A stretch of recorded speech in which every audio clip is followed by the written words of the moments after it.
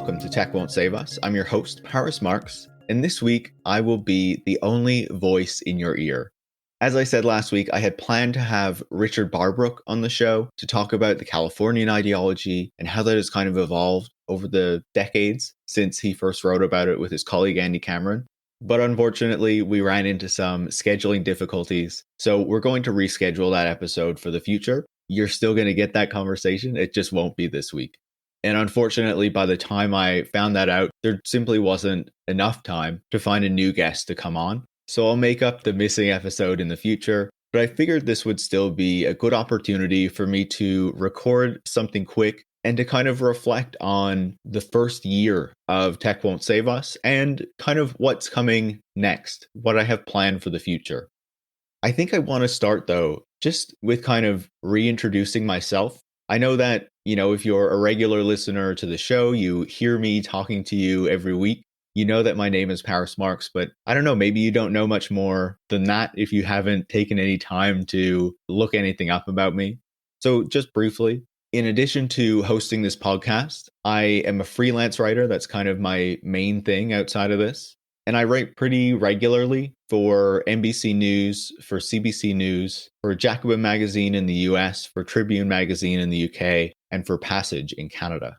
I write a lot about tech from a critical perspective, obviously. If you listen to the show regularly, you know that I have a lot of opinions on that. But I also write about other political issues from a left-wing perspective, on climate, on inequality, and other things like that. But then on top of the writing and the podcasting, I'm also still working my way through the university system. I have a master's degree in geography from McGill University in Montreal, Canada. And I also recently started a PhD program at the University of Auckland in New Zealand. But unfortunately, because of, COVID border restrictions and things like that, I haven't been able to move back to New Zealand yet. So I'm still in Canada for the time being. And with that, I'm hoping to do some more research on the way that powerful figures in the tech industry kind of position the future and lay out these visions of the future that are in many ways self-serving, but promote them in a way that makes a lot of people believe that they will bring broad-based benefits when that often does not seem to be the case. And I've written a bit about this in the past for Jacobin and probably some other publications. But that's something I want to work a bit more on in the future. And I'm sure that will mean that I'll end up doing some more interviews on those topics on the show as well. This past month has been a really busy one for me. On top of holding the 1-year anniversary campaign for the show and the other work I've been doing, I've also been finishing up a draft of a book. Now, you won't see that until next year, and I won't really go into much detail about it, but just to say that it's been a really busy month on my end. And I think one of the things that I learned from that is that I want to, in the future, make sure that I have episodes recorded a little more in advance so we don't run into the kind of situation that I'm dealing with today where I don't have a guest. But, I think that's just things that you learn as you keep going with this thing, as you do it more often. And after a year, I'm sure that there are a ton of things that I learned that I didn't know when I first started this thing last April, when we were still in, the first lockdown. And I finally said, okay, I'm going to try this podcasting thing. So I think before I reflect a bit on the past year, I want to give you a preview of what's coming in May, since you don't actually have a guest this week. And I'm really excited about the slate of guests that I have lined up for the next month and the topics that we're going to be exploring. Recently I've been really interested in, I guess, the history of the tech industry, but in particular, the evolution of, the internet and network technologies. I think I often hear that, the internet is fantastic, it's great, but there are some issues with it and we need to fix those things. And, I'm not sure if this is true or not, but recently I've been wondering, is that actually true? Is the internet actually great? Or could networks and the way that we are connected to one another and communicate with one another have been built in a different way that might have facilitated a different means of communication that would have been better than the network that was actually built and kind of the incentives that were behind it to create it in a certain kind of way? I know that's really abstract, but hopefully these conversations next month will maybe help to try to answer that question and at least give me and us, if you are interested in this as well, kind of a direction to think about in the future and some other things to explore on that topic. And so, with that said, my guest next week is Margaret O'Mara.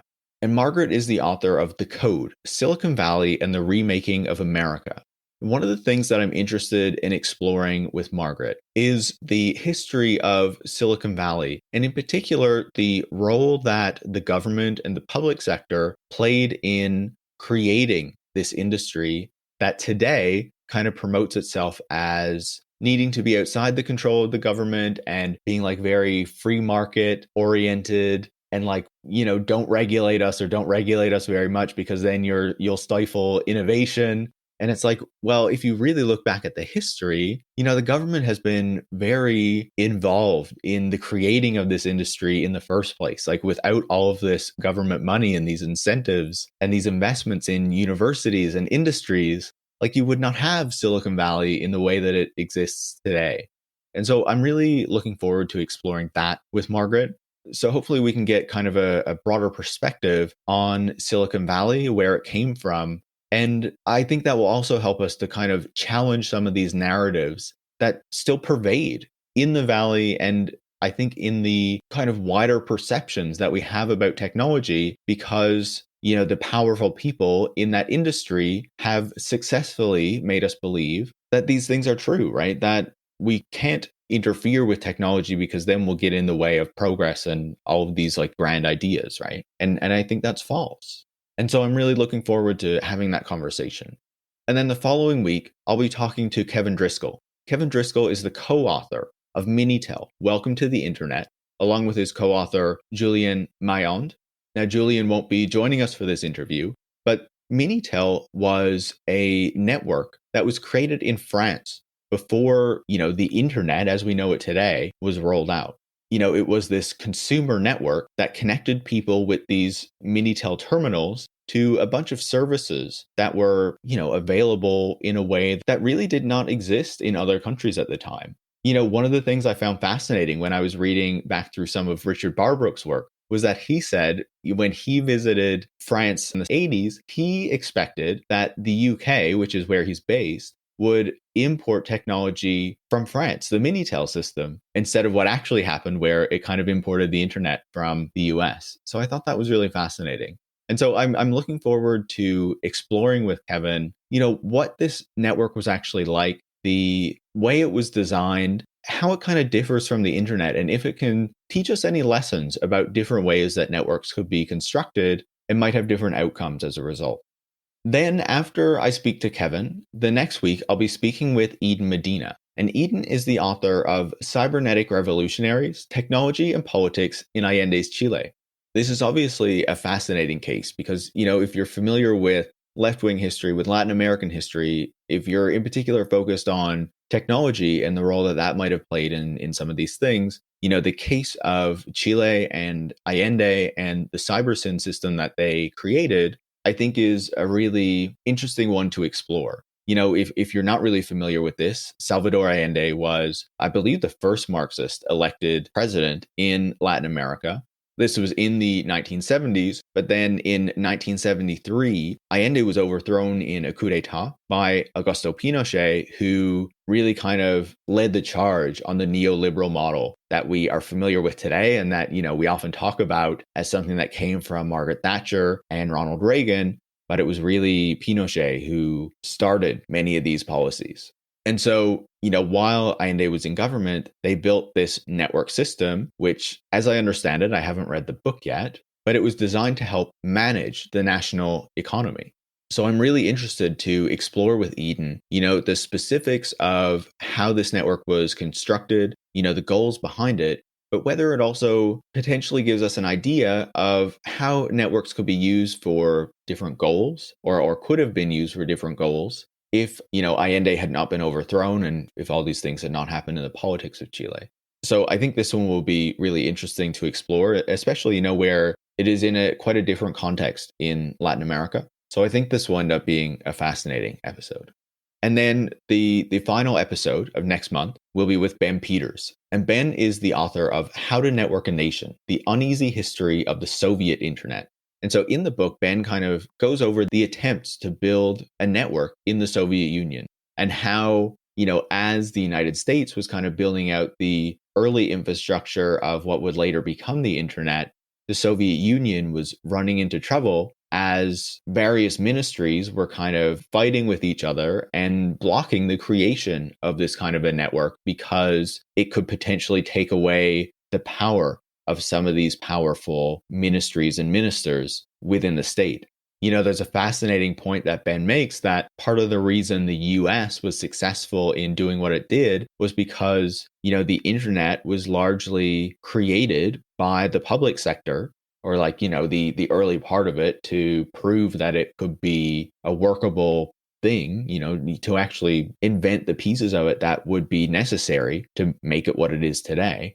But in the Soviet Union, they struggled because there was this competition, not between economic actors, but actually within the state, that kind of held up the ability for this thing to actually be built out, even though there were several different proposals at different times for this kind of thing to be built. And the idea, of course, behind these Soviet networks was that they would obviously manage production in the planned economy instead of having, so many bureaucrats and managers and people like that having to kind of manually plan everything that was going on and all the production that was happening. And this obviously threatened certain powerful interests within the state who did not want to see their power and influence taken away by a network system, by computers. So, I think this whole series of interviews with Margaret, with Kevin, with Eden, and with Ben will be really fascinating to give us some more insight into the history of how things did develop in the case of Silicon Valley, but how things could have potentially developed in a different way if some of these other network infrastructures had, I guess, continued longer than they did, or had challenged the US internet in a way that it didn't, or maybe if the United States wasn't as successful as it ended up being. There were different paths that could have been taken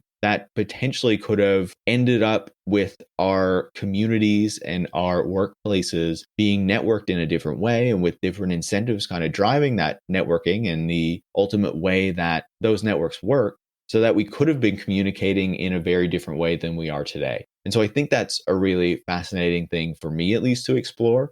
And I think these interviews are going to be really instructive in helping us figure this out and maybe come to some kind of better understanding on those questions, but also understanding these particular examples better than we do today. And, unless you're obviously an expert in these things, then maybe you already know all this stuff.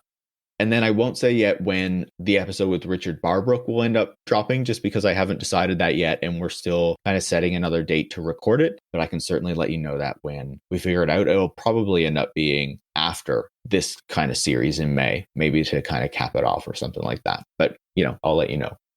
So then on top of that series, I have ideas for other series in the future as well. I won't talk about any of those now just because, I haven't confirmed guests or decided on when they would actually be. I'd prefer to wait until there's something more concrete before I discuss any of that stuff. But I'm also really excited about other things that are coming down the track that obviously I've been talking about this month. We have had this member drive this month. I set a goal at the beginning of the month to get 30 new members at $5 a month or more. And, we have completely blown that out of the water. At last count, we had 63 new supporters sign up on Patreon to support the show. The monetary support for the show has almost doubled this month, which is just so fantastic. And there have been some other people who have also increased their support throughout the month. So I'm not going to give any thanks or name any names this week, just because I don't really see this as, like a real episode of the podcast. It's not an interview episode. So I'll hold on to those names until next week to thank those people. If you want a shout out as well, just make sure to check your Patreon messages, where I simply check to make sure that you're okay having your name read out on the show. And obviously, if you want to join those people, you can go to patreon.com/techwon'tsave-us, where you can become a supporter. And if you join at $5 a month or above, you will get stickers if you want those. And at any tier, you also gain access to our Discord server.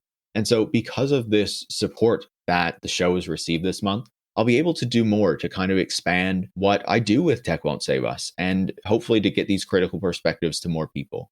The first piece of that, as the goal was all about, was to start a weekly critical tech newsletter. And so my goal with that is to start it sometime in mid-May. It might be late May, but that is kind of the goal for that. So now that my book draft will be done at the end of this month, I'll have more time to put into these projects. And so the goal for early May is to decide on a format for the newsletter, decide on, what kind of newsletter service I want to use, make all those decisions, because I don't want it to be like a Substack newsletter where it's basically like a blog but going directly to your email. I don't really want to do that. But I also don't just want it to be like a list of links. So I'm going to figure out a format that I think is really good and that highlights important things, but also gives you some sort of a perspective on what has happened the past week in kind of tech news with a critical slant. But then on top of that, the goal is also to get a new website made for the podcast and transcripts to go on that website. So, that people can read back the interviews that I've done on the show if that is what they want to do, or cite them in some way or pull out quotes, however they want to use it. But I think, the goal is to make the interviews and the content more accessible to more people. And so first, I need to find someone to create the website. And so hopefully sometime in May, I'll identify that person. I have some really interesting ideas for how it could look. But again, I don't want to say too much until things are set in stone. I don't really have a timeline on when the website will be ready yet, simply because that will depend on, who I get to put it together and what their schedule is like. So again, I'll provide updates on that again in the future. And then the transcripts, once I figure out what's happening with the website, then I'll start putting things together to start getting those made. So, I think there are some really exciting things coming for the podcast, even though I don't have an interview for you today. Obviously, we have this great series of interviews coming next month.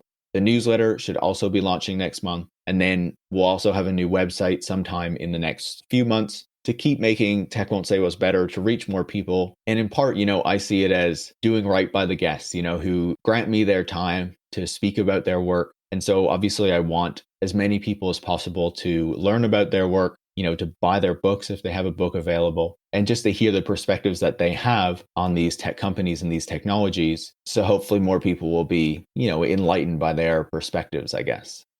And so I wanted to kind of reflect on the past year and what has happened with the show. The ultimate goal that I had when I started Tech Won't Save Us was really to provide people with more critical perspectives on technology, to challenge this general narrative that kind of exists about tech, on so many tech news websites and tech blogs that, I think really have this kind of often techno-deterministic or techno-utopian perspective on technology that kind of assumes that we just need to embrace every new thing that comes out of Silicon Valley or, any of these other tech sectors that have kind of bubbled up around the world over the years trying to copy the Silicon Valley model. But I really think that's not the case. I really think that we need to take a more critical perspective on all of these technologies that get released to the world, that get announced, and to consider whether they are really providing public benefits and whether what they are proposing to change about the way that we live and the societies that we live in are really things that we want changed. Why should these people in the tech industry be making all of the decisions about the world that we live in and the lives that we lead? Why should we not have power over that, power to make those decisions? And, I think it's easy to say you're a consumer. You can choose to buy what you want or drive what kind of vehicle you want. But I think what we see is that so often when these technologies and these tech products are integrated into the systems that kind of govern the way that we live, eventually it becomes hard not to use them, right? It becomes hard to opt out because they become so normalized. Consider the case of Facebook. For so many people, Facebook is not just a social network. It's kind of you need to be on there to know what people are up to get invitations for events. I think this has decreased a bit in recent years, but for a while it was if you weren't on Facebook, you didn't exist, right? And I think as I've talked to with a number of guests on the show, I'm worried that as these technologies get rolled out more into the physical environment, that they start to regulate and control our abilities to access different services. The most obvious example, which I talked to someone recently about on the show, is the Amazon Go stores, and how all of a sudden there's this store that is promoted as this kind of ultimate convenience. You just walk in, pick up what you want and walk out. But really, that convenience creates a barrier at the door. So if you don't have a smartphone, if you don't have a data plan, if you don't have an Amazon account with a means of payment that can automatically be charged when you leave, you can't enter this area. And so all of a sudden, this thing that is supposedly really convenient is really only convenient for the particular group of people who can access it. But then everyone else who does not have these prerequisites are not allowed in. Like poor people won't be allowed in many cases. Some seniors won't be allowed in. There's a whole group of other people who then cannot access these services. And so I think that there's not enough critical thinking about these things in the popular conversation about technology. And so, that's kind of part of the goal with this podcast is to, give a space for these perspectives to kind of push back on it as little as we can here. And simply to call into question these things that are taken as like obvious or natural when they really aren't.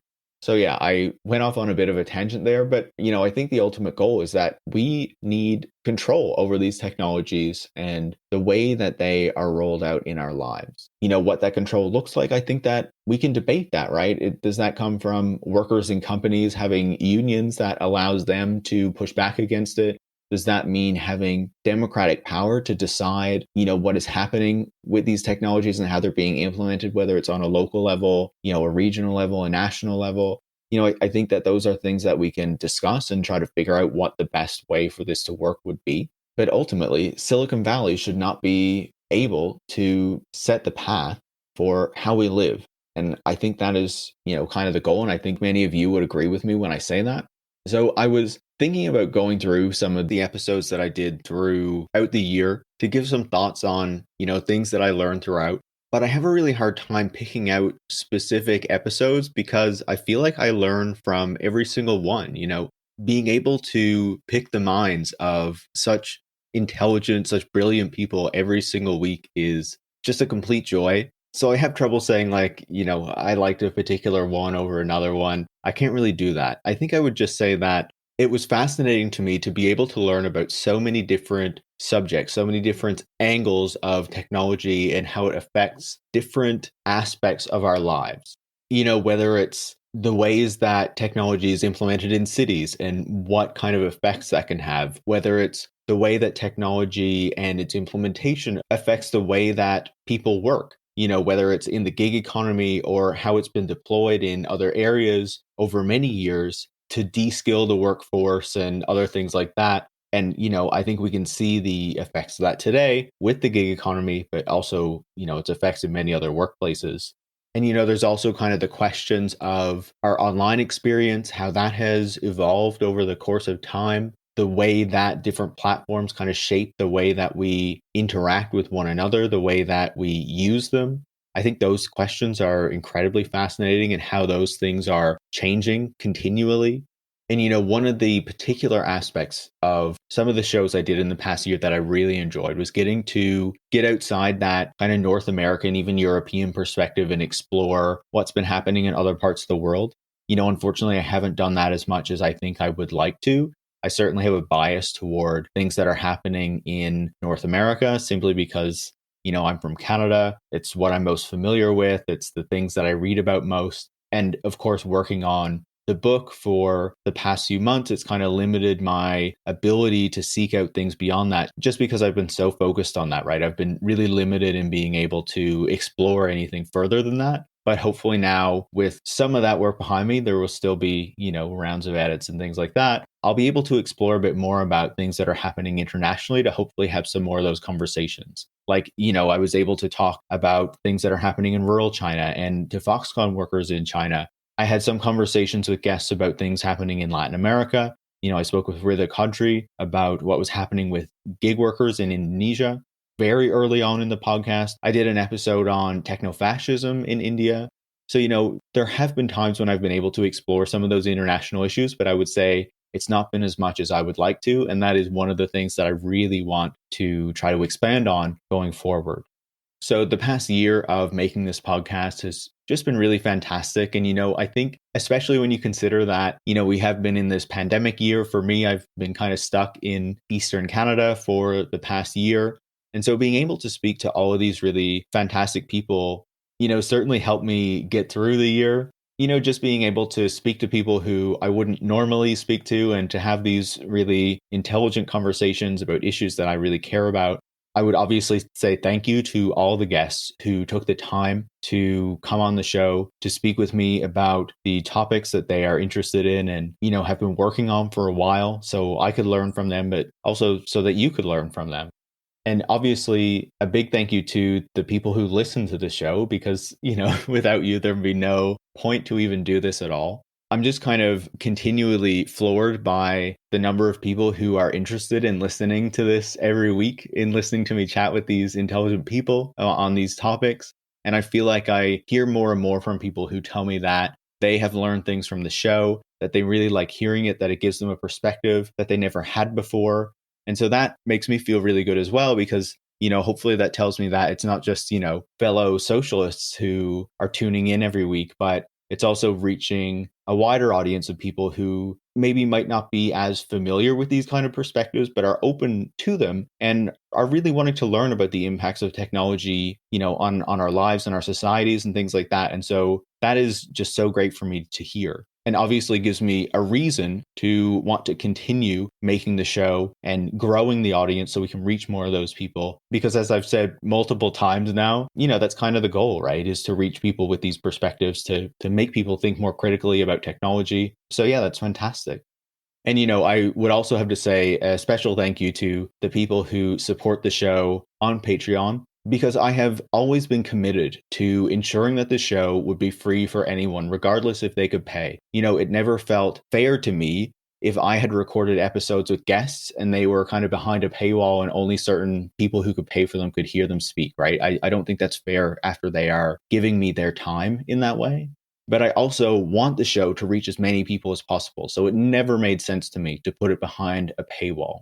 And so the reason I can do that is because people who are able to pay to, chip in a few bucks a month at least to support the show and the work that I do, then make it possible for me to keep making it free for everyone, for people who can't pay, especially when I've really been trying to cultivate an international audience for the show. And so, some of the people who listen in countries that aren't, in North America and Europe and Australia won't be able to pay for the show in any kind of significant way or chip in, right? Just because their currencies are not strong enough to really be able to do that.